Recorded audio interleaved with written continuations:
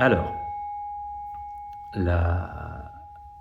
le thème de ce soir, c'est un de ces thèmes. Il y a des thèmes pour lesquels je viens plein d'assurance, parce que je sais à peu près où je vais, et puis il y en a d'autres où c'est pas du tout le cas, c'est dans la deuxième catégorie. Euh, mais je trouvais que c'était intéressant aussi à explorer, et puis j'ai peur de prendre trop de temps, j'ai peur que ce soit trop causant, donc je vais essayer de me réorienter en cours de route si je suis pas satisfait de ce qui se passe. C'est sur, en fait, la part de croyances dans nos vies et en quoi certaines croyances peuvent nous rendre heureux ou malheureux. Et en partant à l'exploration du système de croyances dans la philosophie bouddhiste, qui est évidemment différente de ceux qu'on connaît et qui n'est pas vraiment repris dans le MBSR, en tout cas seulement certains aspects, et voir en quoi c'est intéressant. Il ne s'agira pas de croire en quelque chose, mais de se demander ce que ça nous fait de croire ou de ne pas croire en quelque chose. Et une première grande question, c'est est-ce que nos systèmes de croyances jouent un rôle dans notre bonheur? Et en fait, en psychologie, c'est une question qu'on s'est posée. Et la réponse est oui. Et pour vous donner un exemple, hyper connu, il y a les distorsions cognitives de Aaron Beck en thérapie cognitive. Un exemple, donc, des distorsions cognitives, c'est des manières de penser qui nous rendent malheureux. Et pour vous donner une hyper classique qui correspond bien à cette idée de croyance, il y a ce qu'on appelle le raisonnement émotionnel. Le raisonnement émotionnel, c'est je me sens irrité par ce que cette personne me dit, c'est donc qu'elle me dit quelque chose d'agressif. Alors que si ça se trouve, je ne sais pas si ça vous est déjà arrivé d'avoir très faim, d'être très fatigué et d'avoir très chaud, mais c'est peut-être que vous êtes dans un état tel qu'on vous dirait à peu près n'importe quoi, vous trouveriez ça irritant. Donc le raisonnement émotionnel, c'est puisque je ressens une émotion, ça veut dire que la réalité, ça veut dire qu'elle est justifiée en fait, et c'est la réalité qui la provoque. Pareillement, si vous sortez d'avoir passé un examen, vous avez 22 ans, et vous vous dites, je me sens tellement anxieux, ça doit vouloir dire que j'ai foiré l'examen. Et en fait, non. Souvent, c'est pas le cas. Donc le raisonnement émotionnel, c'est une croyance que les émotions, nos émotions décrivent la réalité. Et si on y croit à fond, on se rend très malheureux. Il y a une autre croyance qui est le locus of control, d'un monsieur qui s'appelle Rother, qui est un grand classique qui peut être interne ou externe. On peut penser que notre bien-être dans notre vie dépend de nous, en premier lieu, ou on peut penser qu'il dépend des circonstances extérieures ou des gens autour de nous. Et globalement, il y a plein de nuances, mais si on croit trop fort que notre bonheur dépend des circonstances extérieures, et du coup on n'a pas de contrôle dessus, ben on est plus malheureux que si on croit qu'on a un certain contrôle sur ce qui se passe dans nos vies. Ça, c'est aussi une croyance qui peut nous rendre malheureux ou heureux. Il y a la croyance dans le pouvoir de la rumination, c'est-à-dire penser que si on réfléchit longtemps à un problème, on va trouver la solution.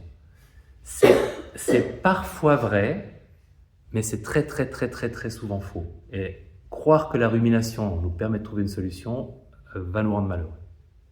Voilà des exemples, tous validés vaguement par la clinique, la recherche. On sait que ça rend malheureux de croire ça.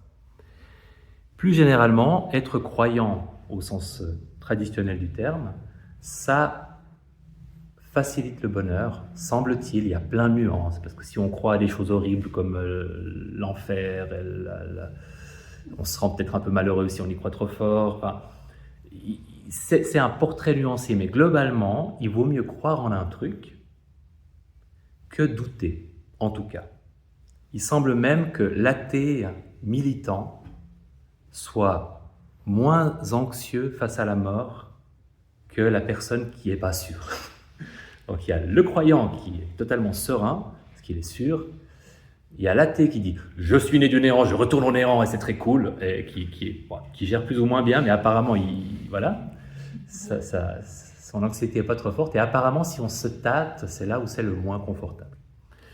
Donc, être croyant en quelque chose, spirituellement, aura tendance à nous rendre plus heureux. Il y a plein de variables confondues, comme on dit en science, c'est-à-dire que les gens très croyants, souvent, ils appartiennent aussi à une communauté de croyants. Donc, appartenir à une communauté, c'est aussi un facteur de bien-être. Mais globalement, il vaut mieux croire, apparemment, que ne pas croire. Et moi, dans mon propre parcours, j'en suis arrivé à un stade, à bientôt 50 ans, où je suis assez à l'aise avec la psychologie et la philosophie bouddhiste, matinée de mon calvinisme de naissance et de la psychologie que j'ai glané en chemin, mais globalement j'aime bien la philosophie et la psychologie bouddhiste. C'est un système de croyance auquel j'adhère pas du tout de façon complète, aveugle, mais que je trouve bien adapté à une vie heureuse pour moi. C'est une façon de voir et de penser les choses qui me convient bien. Et c'est très différent du système de croyance psychothérapeutique qui dominait quand j'ai grandi, qui était le système freudien. C'était la psychanalyse qui était à la mode à l'époque. C'est très très différent du système de pensée bouddhiste. J'aimerais juste rappeler 2 ou 3 raisons pour lesquelles c'est très différent. Et je ne vais pas être objectif. Donc je m'excuse si vous aimez beaucoup la psychanalyse. J'ai un biais. J'aime pas trop. D'autant qu'on a réévalué le comportement de Freud récemment, c'est peu connu, mais il s'est comporté de façon assez abominable en fait. L'objectif de la psychanalyse, l'objectif du bouddhisme, c'est la fin de la souffrance. La fin de la souffrance, c'est aussi, donc c'est la fin de la souffrance psychologique et spirituelle, et c'est aussi, ça renvoie à une forme de bonheur surnaturel, donc un surbonheur, un bonheur plus qu'ordinaire, un état de bien-être qui transcende les circonstances. Dans la psychanalyse freudienne, je reprends ses propres termes, l'objectif d'une thérapie, c'est de transformer la misère hystérique en malheur banal. Voilà, c'est alléchant. Bon, il a aussi dit, je trouvais ça quand même plus joli, la santé mentale, et donc l'objectif d'une thérapie, c'est la capacité à travailler et à aimer. Ça c'est pas mal, sur le plan pratique, mais quand même. La vision du moi, dans le bouddhisme, j'avais une fois rappelé cette phrase dans les suttas bouddhistes qui dit « Rien ne doit être conçu comme étant mon, moi, mien ». Donc dans la tradition bouddhiste, moins on pense à moi-je, plus on est heureux. Et investir beaucoup dans cette identité, cette personne qu'on est, qui est censée être drôle, qui est censée être brillante, qui est censée être ceci, cela, ça va nous rendre malheureux. Et se désinvestir, ça va nous rendre heureux. Dans la psychanalyse freudienne, wo es war soll ich werden. Là où était le ça, le moi doit être. Donc il faut ce moi solide.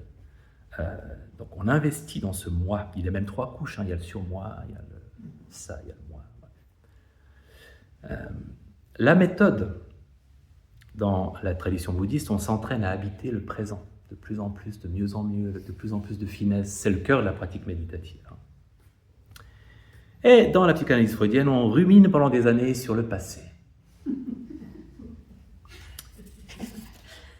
Alors, j'avais prévenu que je n'étais pas objectif, mais qui a raison?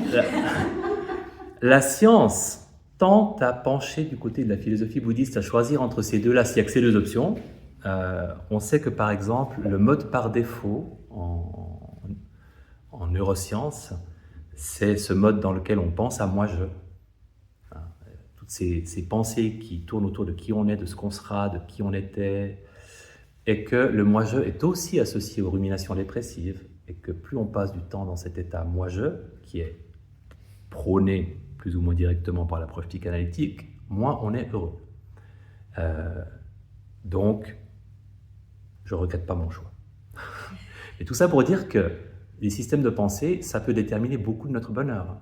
On peut passer 20 ans en psychanalyse, peut-être que c'est très épanouissant pour certaines personnes, mais peut-être qu'on peut avoir l'impression que ce système de croyance nous a volé des années, si au final on n'est pas heureux ou qu'on a une misère, qu'on n'a plus de misère hystérique, mais qu'on a un malheur banal. Voilà. Alors, la psychologie bouddhiste est plutôt populaire et plutôt alignée avec l'évolution récente de la psychothérapie, mais certains aspects sont plus populaires que d'autres et on a un peu fait notre marché, on s'est servi et on a pris ce qui convenait le plus culturellement au cadre qu'on connaît et on a un petit peu négligé, oublié qu'il y avait des éléments qui peut-être étaient moins compatibles avec notre culture ou notre vision des choses. Donc ce qui est, par exemple, cette notion d'impermanence, cette notion de désidentification dont j'ai souvent parlé, justement cette relation à qui on est, ce désinvestissement de qui on est, ça passe assez bien. Il y a des éléments qu'on associe plus aux religieux qui passent peut-être moins bien, en tout cas qui ont moins été repris, qui ne font pas partie du MBSR, etc. Alors qu'ils sont aussi intéressants dans une perspective de ce qui nous rend heureux. Et dans la tradition bouddhiste, il y a un chapitre qui est consacré à ce système de pensée, ou ce à quoi on croit, qui s'appelle la juste pensée, la juste vision, la juste compréhension. Et il y a 2 points centraux, et comme j'en ai pas beaucoup parlé, c'est ceux-là que je vais prendre ce soir comme premier sujet. Il y a la notion de karma, et il y a l'idée que notre existence, l'existence au sens large, ne se limite pas à ce monde-là. Donc là, on est dans le domaine vraiment métaphysique. Et c'est 2 choses auxquelles, ma foi, les bouddhistes choisissent de croire dans leur vision du monde. Si on prend le karma, ça renvoie simplement, en schématisant grossièrement, à l'idée déjà que les bonnes et les mauvaises intentions et actions ont des conséquences. Donc il y a une dimension éthique. Cette idée que si on se comporte bien proactivement et si on évite de mal se comporter, on va faire du bien aux autres, certes. On se rappelle qu'il n'y a pas de Dieu qui nous juge dans la tradition bouddhiste, donc ce n'est pas pour faire plaisir à un être supérieur qu'on fait ça. On va faire du bien aux autres en ne volant pas, en disant la vérité, en gagnant notre vie honnêtement. Et on va se faire du bien à soi, parce qu'on aura une absence de remords, une absence de culpabilité, une absence de honte, une absence d'ennemis. Et si on fait ça très bien, on peut espérer atteindre ce que les bouddhistes, et j'adore ce terme, appellent l'extase de l'irréprochabilité. C'est cette personne qui se lève le matin, qui se dit « Ah, je n'ai rien fait de mal, je n'ai nui à personne, je me sens extatique de mon irréprochabilité. Je dors bien la nuit, c'est l'extase de l'irréprochabilité. » Et j'aime bien, c'est joli parce que c'est une façon tellement plus positive d'envisager le comportement moral que c'est-à-dire il faut bien, enfin ce côté, cette peur d'être jugé par une autorité, non, on le fait parce qu'on aspire à l'extase de l'irréprochabilité. Et bien sûr qu'on se sent bien quand on n'a rien à se reprocher, parce qu'on sait à quel point on se sent mal quand on a quelque chose à se reprocher. Donc voilà. Donc être bon rend heureux. Et ça, c'est un truc que j'ai souvent dit, ça, je trouve que c'est sous-exploité, même en psychothérapie. On ne va pas prescrire aux gens des bonnes actions, alors que la science valide tout à fait que ça rend heureux. La générosité, ça rend heureux, par exemple. Quand vous donnez quelque chose à quelqu'un qui en a besoin, vous vous sentez super bien. Donc, c'est un des impératifs dans ce système de croyance, c'est ce qui se dit en pali dana, et c'est la générosité. Ça veut dire, soyez généreux pour les autres, ok, mais aussi pour vous, parce que ça vous fera vous sentir bien. Le karma, c'est aussi cette idée que derrière toute action, il y a une série de causes. Tout est cause et conséquence. Et qu'il n'y a pas de cause unique, il n'y a pas de début. Parce qu'il y a des vies avant celle-ci en plus. Donc on se situe quelque part dans une suite de causes et de conséquences. Et c'est une idée qui, je pense, peut faciliter une certaine sagesse interpersonnelle et une certaine pratique plus facile du pardon et de la tolérance, et je vous explique pourquoi. Surtout si on y associe cette idée de désidentification, de non-soi. Ça va nous conduire à dépersonnaliser les actions. Et je sais que ça ne veut rien dire, mais ça va se clarifier. Un exemple qui, pour moi, en tout cas dans ma propre expérience, est assez évident, c'est la relation qu'on a à nos parents. Généralement, quand on est enfant, pour beaucoup de gens, on les voit comme des êtres lumineux et parfaits. Pas toujours, hein, mais il y a une certaine tolérance. En tout cas, on a l'impression que c'est normal, leur façon d'être, leur façon de se comporter avec nous, parce qu'on connaît que ça. À l'adolescence, on prend du recul et on voit tous les défauts que nos parents ont, tout comme ma fille est tout à fait capable de percevoir les miens maintenant, depuis quelques années. Et c'est à cette phase de la vie souvent qu'on commence à légitimement leur reprocher ce qu'on peut leur reprocher, leur en vouloir pour les erreurs qu'ils ont pu commettre. Et ce n'est pas le cas pour tout le monde, et ça dépend des parents, et ça dépend de plein de facteurs, mais souvent, en vieillissant, vient un moment, parfois quand on devient parent soi-même, ou parfois juste quand le temps a passé, où on se dit, mais en fait, ils ont fait ce qu'ils pouvaient avec ce qu'ils avaient reçu eux-mêmes. Et on prend conscience de comment eux avaient grandi, de comment avaient été leurs parents avec eux, et qu'au final, c'est une longue chaîne de comment les gens sont traités, considérés à chaque génération, et qu'on fait de son mieux avec ce qu'on a reçu. Et que l'idée, c'est qu'on essaie de faire mieux que ce qu'on a eu soi-même. Et il y a cette espèce de sagesse qui s'installe. Et en fait, cette sagesse de comprendre que les actions d'une personne n'ont pas commencé avec la personne, mais qu'il y a un ensemble de choses derrière, avant, c'est présent dans cette idée de karma et dans l'idée de non-soi. Dans les écrits bouddhistes, d'ailleurs, on voit tout le temps des formulations comme pour quelqu'un qui a fait une erreur, sous l'effet de la colère, cette personne a ta. On ne dit pas parce qu'elle était colérique, elle a fait ça. On dit elle a été visitée par la colère, et parce qu'elle a été visitée par la colère et qu'il y avait d'autres circonstances favorisantes, elle a fait ça et c'était une action regrettable. Donc il y a cette idée de voir derrière les actions, pas des gens qui en sont pleinement coupables et responsables, mais des gens qui sont soumis à des émotions, à des circonstances et à des habitudes prises, peut-être depuis l'enfance, peut-être à cause de la manière dont eux-mêmes ont été éduqués, etc. Donc cette espèce de sagesse interpersonnelle où derrière les actions, on voit une série de causes, une série de circonstances, plutôt que de blâmer. On a le droit de blâmer la personne, mais ajoutant un peu de complexité pour voir tout le reste derrière. Ça rend le pardon rudement plus simple quand on a cette vision des choses. Donc c'est une croyance qui, pour moi, peut faire du bien. Il y a aussi cette idée que les gens sont lumineux à la base et qu'en fait ils sont juste visités par des choses qui leur font commettre des erreurs, qui correspondent bien à cette idée. Et maintenant que je suis allé très vite, je fais une petite pause pour vous poser une question. Vous pouvez brièvement fermer les yeux. Est-ce que vous avez des croyances, bonnes ou mauvaises, mais qui sont importantes pour vous,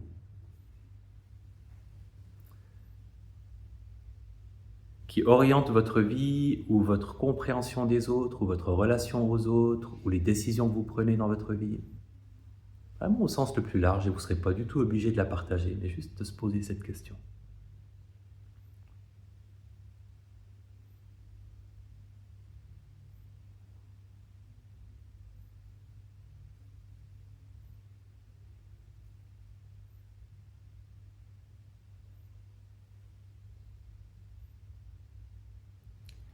Qui aurait besoin d'encore un peu de temps pour trouver une croyance? Ok. Vous pouvez lever la main si vous avez besoin de temps. Ça ne semble pas être le cas. Vous pouvez ouvrir les yeux. Possibilité juste d'en partager une ou deux. Moi, ce qui m'est venu, c'est justement cette idée que dans le fond, dans la plupart des cas, les gens sont bons. Et que quand il y a quelqu'un qui m'énerve profondément, je me dis oui, mais les gens sont bons, donc essaye d'aller voir le petit enfant blessé dans cette personne ou le quelque chose qui te permet de voir ce qu'il peut y avoir de lumineux dans cette personne-là. Je pense que c'est une croyance assez centrale qui parfois confine à la naïveté, mais je l'aime bien. Est-ce qu'il y a d'autres croyances que vous aimeriez partager qui vous sont que vous ayez l'impression qu'elles vous aident ou pas, hein. Ça peut être aussi des croyances que vous aimeriez bien voir s'en aller. Ouais. Moi, j'ai acquis la croyance en venant faire la méditation. Je suis retombée sur le bon je suis venue la première fois en 2012, ça ne me dit pas. Et en fait, c'était ce que j'ai appris était devenu une croyance vraiment profonde, c'est que notre cerveau nous raconte n'importe quoi. Absolument. Oui. Et qu'avec différentes choses, on peut orienter notre cerveau enfin, on peut lui raconter aussi autre chose que ce que lui veut nous raconter. Oui. Et qu'il ne faut surtout pas l'écouter. Souvent, je vois autour de moi des gens qui écoutent ce qu'il y a dans leur cerveau, qui font n'importe quoi, parce qu'ils sont persuadés que c'est la réalité et que... Voilà. Oui. C'est oui, super fondamental, merci. Avec plaisir. Autre chose qui vous est venue? Moi, j'ai un questionnement par rapport à la croyance. Pour moi, c'est des certitudes. C'est plus des croyances. Alors, j'ai des croyances, bien sûr, mais il y a des choses qui sont des certitudes. Comme le karma, pour moi, c'est pas une croyance, c'est une certitude. Les croyances auxquelles on croit sont les certitudes. Et pour les autres, c'est des croyances. Mettons ça comme ça, d'accord.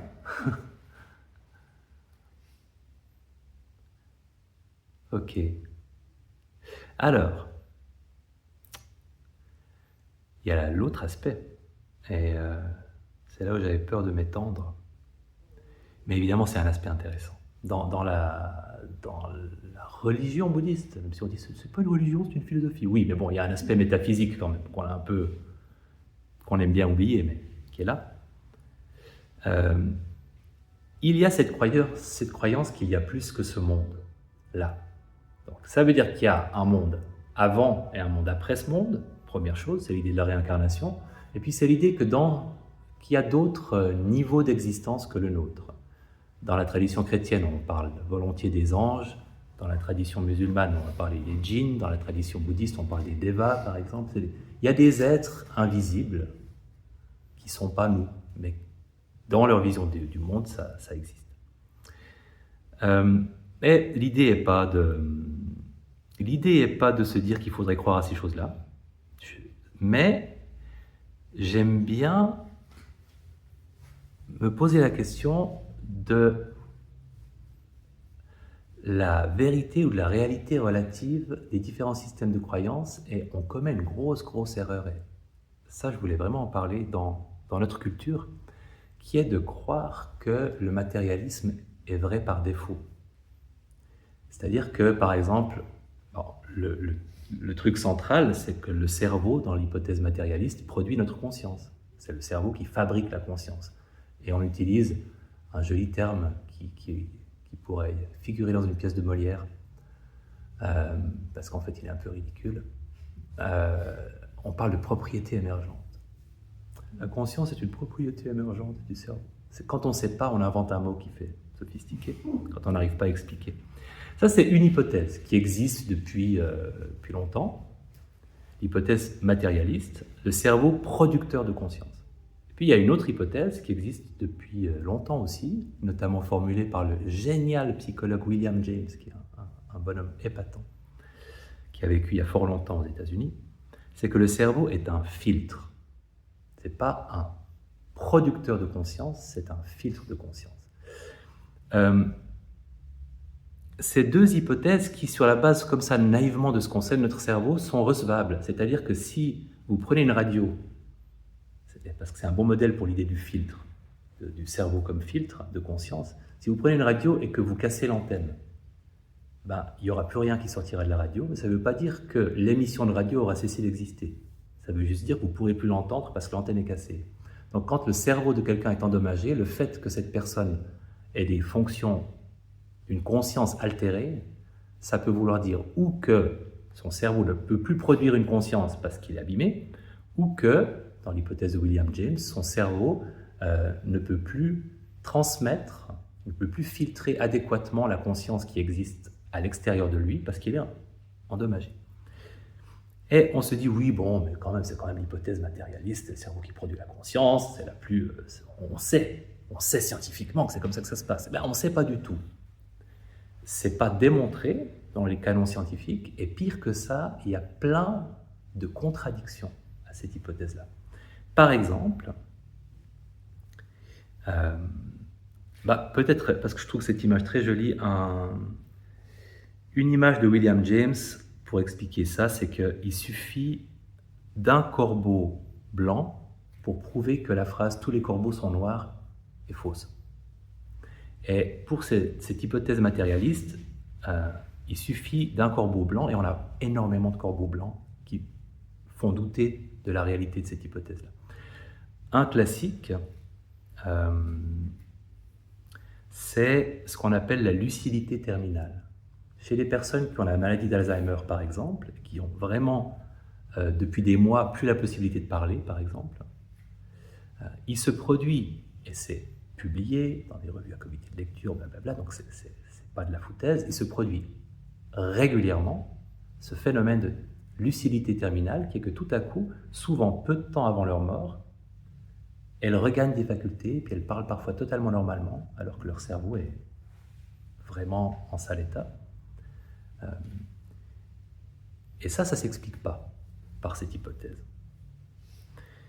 Il y a les expériences de mort imminente, évidemment, ces gens qui sont en état de mort cérébrale et puis qui font les expériences très riches, de rencontres des êtres de lumière qui revoient leur vie, qui reviennent et qui racontent tout ça. Et généralement, le matérialiste va vous dire « oui, mais ça, c'est une expérience qui reconstitue au réveil. » Et pourquoi pas? Moi, je me rappelle qu'une fois, j'avais réveillé ma sœur quand elle avait une dizaine d'années et que j'étais plus petit, en lui faisant des petits chatouillis sur l'avant-bras.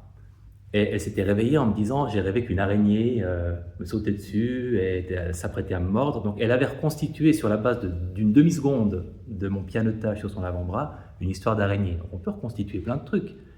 Le problème, c'est qu'il y a de nombreuses observations de personnes qui décrivent des choses qui se sont passées pendant leur opération, qui sont vérifiables après coup, alors qu'elles étaient en état de mort cérébrale. Par exemple, vous aviez rangé mon dentier dans ce tiroir-là. Et au moment où on a rangé le dentier du monsieur, il était en état de mort cérébrale. Il ne peut pas savoir où on a rangé son dentier, mais il sait. Et ce n'est pas une observation, c'est des dizaines ou des centaines d'observations de ce type-là. Donc, c'est peu compatible avec l'hypothèse du cerveau qui produit la conscience. Ça ne veut pas dire qu'il faut croire à n'importe quoi d'autre à la place, mais ce n'est pas une hypothèse très solide. Il y a aussi des expériences avec les psychédéliques où on donne des psychédéliques puissants à des gens, on regarde comment se comporte leur cerveau, et ces gens vivent des expériences extrêmement riches, sensorielles, enfin voilà, ils tripent, mais c'est un cerveau qui a moins d'activité qu'on observe. Et c'est archi incohérent avec ce qu'il nous raconte. Donc, dans l'hypothèse d'un cerveau qui filtre une conscience, c'est plus juste de conclure que là, il filtre moins, et donc les gens vivent des choses plus riches parce qu'il n'y a pas ce filtre du cerveau, ou moins ce filtre du cerveau. Et ça n'indique pas la réalité d'une hypothèse matérialiste. Il y a aussi des cas de neuroplasticité extrême, par exemple des gens qui ont un problème d'hydrocéphalie, donc un cerveau qui est pratiquement vide, et qui peuvent tenir une conversation et qui fonctionne, et on n'a pas vraiment d'explication. De nouveau, on va dire, comme on parlera de propriétés émergentes du cerveau pour la conscience, on dira c'est la plasticité. Oui, mais il a un cerveau qui n'est pas fonctionnel, et là il est en train de nous parler. Donc, c'est une extrême plasticité. Donc, on peut croire ou ne pas croire à plein de choses, mais je pense qu'il est plus sage de situer le matérialisme comme une croyance parmi d'autres, et pas comme la réalité par défaut scientifique, plus vraie que le reste. C'est une hypothèse, elle est compatible avec notre monde tel qu'on le connaît, tel qu'il fonctionne, mais elle n'est pas prouvée, et elle souffre de pas mal de défauts, parce qu'elle est mise en échec par des phénomènes qui sont observés et validés scientifiquement. Il y a un monsieur dont je vous enverrai l'article que j'ai traduit avec l'aide des IA, qui a consacré sa vie à cette curiosité-là pour la conscience qui transcenderait le matériel. Il s'appelle Jeffrey Mishlove, qui n'était pas du tout destiné à faire ça, mais qui, quand il était tout jeune, encore aux études à l'Uni, une nuit a fait un rêve où son oncle venait lui dire plein de choses sur sa vie, qu'il ne connaissait pas très bien. Mais il a eu une conversation incroyable avec cet oncle qui était pour lui plus vive que la réalité. Il avait vraiment l'impression d'avoir discuté avec une vraie personne pendant une partie de la nuit. Et son oncle lui avait donné plein de conseils sur comment mener sa vie. C'était une interaction très positive. Et au réveil, il a trouvé ça quand même très bizarre. Il a écrit à sa maman pour lui dire « voilà, j'ai fait ce rêve ». Et sa mère lui a dit « mais c'est incroyable parce que la nuit où tu as rêvé ça, l'oncle est décédé. » Et à partir de là, il s'est dit « c'est pas possible, je veux comprendre cette expérience, je veux lui donner du sens ». Donc il a eu cette curiosité, mais cette curiosité rigoureuse finalement pour comment explorer ce sujet-là. Et il a commencé à accumuler les corbeaux blancs. Et il les a classés dans cet article en catégories, donc c'est-à-dire toutes ces sortes de phénomènes qui mettent en échec la théorie matérialiste de base. Et il y en a qui sont plus ou moins convaincantes. Moi, je suis très sensible à ce qui a été fait sur Nicolas Fraisse, qui est ce monsieur qui avait, disait-il, la capacité à sortir de son corps. Et en fait, il a rencontré une équipe scientifique qui essayait d'étudier ces phénomènes-là et qui cherchait un sujet doué. Parce que la plupart des gens disent « ouais, moi je sors de mon corps », puis « ouais, mais manifestement pas sur demande ». Parce que quand ils sont dans un laboratoire, qu'il y a le stress, puis qu'on leur dit « voilà, sors de ton corps, puis va nous dire ce qu'il y a dans la pièce d'à côté », non, là c'est pas le bon, il faudrait de la musique indienne. Bon. Donc lui, en fait, c'était un jeune garçon, il avait 24 ans, très cartésien, très cartésien, assez anxieux, donc pas du tout ce genre de personnalité excentrique. Au contraire, il avait peur d'être jugé, peur qu'on le prenne pour un fou, mais il disait, moi, je sors souvent de mon corps, puis j'ai pu faire des vérifications, que ça se passait vraiment. Donc ils ont mené une série d'expériences sur lui, et il y en a une où il y avait en fait une image projeté dans une pièce, fermée, et il devait sortir de son corps, aller voir l'image, revenir, et choisir la bonne parmi 20 options. Et en fait, il y a eu 40 essais, et sur 40 essais, il y en a 33 où il est revenu en disant « je suis désolé, j'ai pas réussi », parce qu'en fait, quand il sort de son corps, il est très distractible. Il n'est pas vraiment la même personne. Donc, des fois, il y a quelqu'un qui passe dans la rue, puis il dit « ah, c'est tellement intéressant, je vais suivre cette personne », et il ne peut pas vraiment choisir de faire l'expérience. Et en fait, 33 fois sur 40, il a dit « je suis désolé, là je vais choisir au hasard, parce que je n'ai pas la moindre idée, je n'ai rien vu, je ne suis pas allé là ». Et 7 fois sur 40, il a dit « j'ai pu sortir ». Donc il a commencé par dire « j'ai pu sortir », j'ai vu une image, et c'est celle-ci, parmi les 20. Et les 7 sur 7 étaient justes. Donc, sur le plan scientifique, on a 7 essais corrects sur 40, ce qui est significatif, hein, même si on fait le P, c'est significatif par rapport à l'expérience. Mais si on tient compte du fait que quand il a dit qu'il l'avait vu, c'était à chaque fois juste, c'est encore beaucoup plus impressionnant. Et c'est pas explicable par le hasard du tout. Ils ont fait une autre expérience avec lui, avec huissier, comité scientifique, contrôle, où il s'agissait de voir, parce qu'il peut aussi voir des choses, dans une enveloppe, quelle était la bonne image de nouveau. Cette fois-ci, il fallait choisir parmi 4 images. Et ils ont fait 100... il y avait 100 occasions de trouver la bonne image. Combien de bonnes réponses a-t-il eu sur 100 ? Sachant que le hasard, comme il y a 4 options, ce serait 25. À votre avis ? Non. Quand même pas, il y a le stress, il y a 79. Et en fait, l'huissier trouvait que c'était beaucoup trop bon quand il a commencé à dépouiller les résultats avant que ce soit fini. Donc il a flippé, il est allé sur place, ce qui n'était pas prévu pour vérifier que tout se passait bien. Le comité scientifique, quand il a eu accès aux résultats, s'est dit c'est pas possible, c'est trop bon. Donc ils ont exigé qu'il le refasse, ce qui n'était pas prévu non plus, après l'expérience, devant eux. Et les journaux qui étudient le phénomène ont refusé de publier l'article parce que c'était trop bon. Et ça donne une partie de la réponse sur pourquoi est-ce qu'on n'est finalement jamais mis au courant de l'existence de ce genre d'études ou de ce genre de constat. C'est parce que même les gens qui font les choses le plus honnêtement possible et le plus rigoureusement possible, c'est pas acceptable quand c'est trop bon. Et c'est ce qui leur est arrivé. Et ils étaient un petit peu dépités, donc ils ont finalement publié dans un livre leurs résultats, et puis ils ont choisi une autre voie que la voie académique. Mais c'est un des problèmes qu'on peut rencontrer. Et dans l'article de Jeffrey Mishlove, il fait vraiment une liste très systématique de tous les cas, tous les phénomènes et les cas où on a cherché à observer ces corbeaux blancs, ces exceptions à notre théorie matérialiste de la conscience.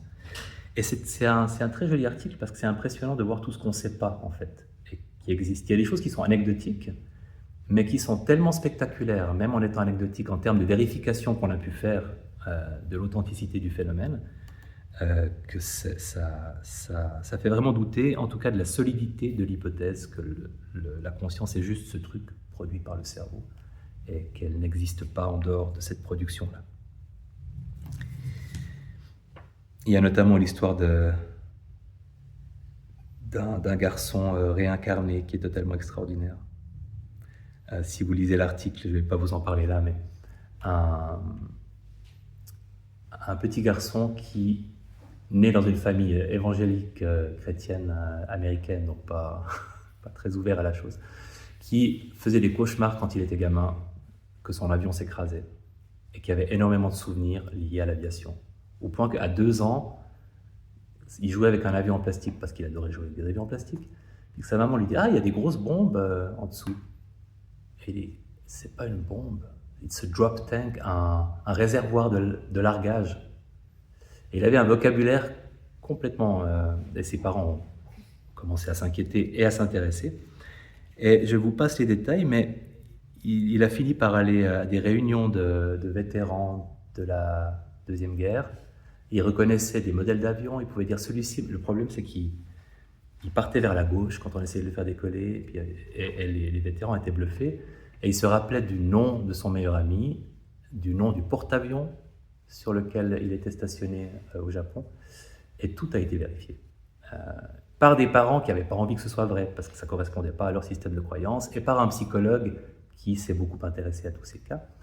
Donc, de nouveau, ça ne veut pas dire qu'on se réincarne, ni qu'on se réincarne tous, mais un cas comme celui-ci est extrêmement difficile à expliquer, parce qu'il y a tellement de concordances, sauf une fabulation organisée par les parents, mais c'est ça, au final, c'est la seule explication, ce seraient des gens qui nous mentiraient, ce qui est toujours possible, mais là, il y a eu énormément de vérifications. Et il y a plein de ces corbeaux blancs dans l'article, qui est super intéressant, parce que c'est le seul endroit où sont rassemblés de façon aussi claire et compacte autant de phénomènes qui nous font douter de la solidité du matérialisme ambiant.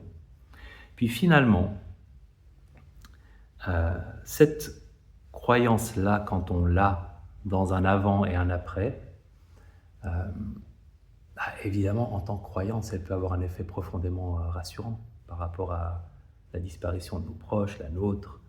Donc c'est une croyance qu'on n'est pas tenu de l'avoir du tout, comme les autres croyances, mais je pense que ce serait dommage, si on est matérialiste, de ne pas au moins remettre en question de façon critique notre matérialisme, parce que comme j'espère l'avoir suggéré, il n'est pas aussi solide que ça dans sa description de la réalité du monde. Il y a finalement cette notion de l'existence d'autres êtres que nous, bon, comme dans toutes les traditions religieuses, les anges, dans le monde de la spiritualité New Age, on parlera des guides, les chrétiens parleront des anges, les bouddhistes et des devas. Et là aussi, c'est très individuel d'y croire ou de ne pas y croire, mais il y a une histoire que j'avais trouvée quand même extrêmement belle dans l'utilité que cette croyance peut avoir pour les gens qui l'ont. J'espère que je ne vais pas être trop ému parce qu'il m'a beaucoup ému ce monsieur. Il racontait son expérience, un enfant qui avait une maman un peu compliquée, en Suisse alémanique. Il était tout gamin, il était dans un parc et il s'éloigne un peu de sa maman qui était occupée à faire autre chose. Et il est victime d'un pédocriminel qui rôdait dans le coin, qui l'emmène dans une forêt, qui le maltraite et qui s'éloigne brièvement.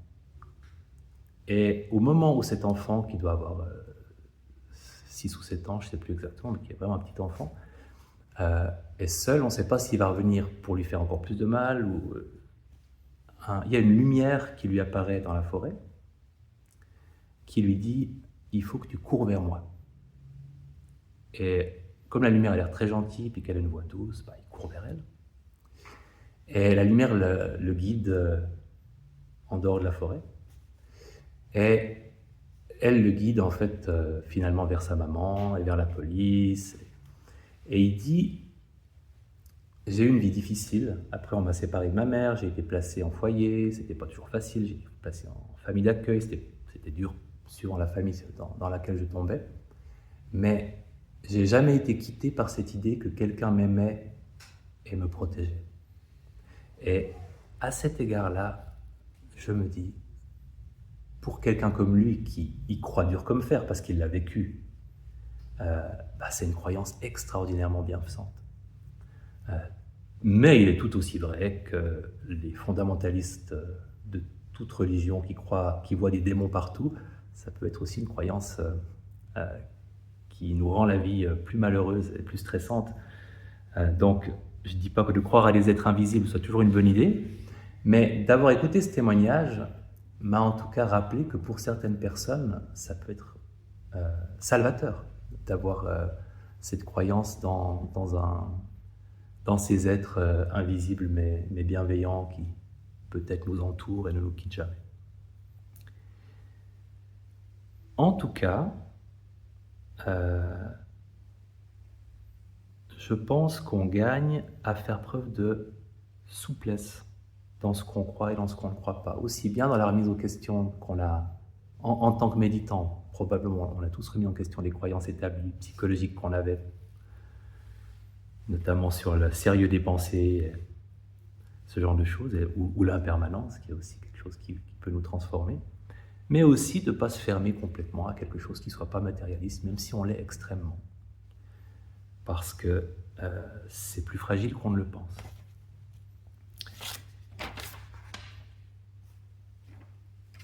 Voilà. Est-ce que vous avez des questions ou des remarques? Il y a aussi des gens qui ont des rêves prémonitoires. C'est assez impressionnant. Oui. Ça fait partie de ces expériences de ces corbeaux blancs. Il y a énormément, en fait, une fois qu'on détaille, il y a des cas de gens qui se sont réveillés en parlant une autre langue. On a beaucoup de peine à expliquer, parce que ceux qui ont été dans le coma et qui se réveillent et qui ne parlent pas la langue qu'ils parlaient à l'origine, ou qui se réveillent en parlant un accent anglais.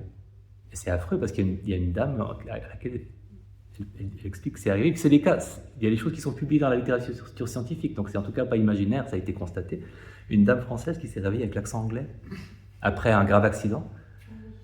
Et elle dit, mais les gens se foutent de ma gueule, c'est pas juste, je n'y peux rien si je parle comme ça. Et mes enfants me disent que je parle bizarrement, mais et on voit bien que c'est pas sa faute, quoi. Ou alors vraiment, elle a le goût de la farce qu'elle pousse très loin. Donc il y a beaucoup de ces choses qui sont autant d'indices qu'il ne faut pas trop se limiter dans ce à quoi on est ouvert, en tout cas, parce qu'il y a des choses qui dépassent notre vision matérialiste. D'autres choses? Je vous enverrai l'article qui fait une centaine de pages, donc c'est une ressource, c'est l'histoire de sa vie en fait qu'il a condensée. Un milliardaire excentrique qui avait mis beaucoup d'argent en jeu pour le meilleur article qui montrerait ou suggérerait l'existence d'une conscience qui transcende le corps. Et il y a eu 3 lauréats. Le chirurgien, le cardiologue Pin Pham Lomel, qui a fait des expériences magnifiques en expérience de mort imminente, était le 2e prix, et lui c'était le 1er avec son article sur ces corbeaux blancs. C'est absolument génial de découvrir tout ce qui existe, que je ne connaissais pas en tout cas moi sur ce sujet-là. Voilà, je pense que j'ai mordu. Ouais, j'ai mordu, je suis désolé. Une dizaine de minutes sur le temps prévu.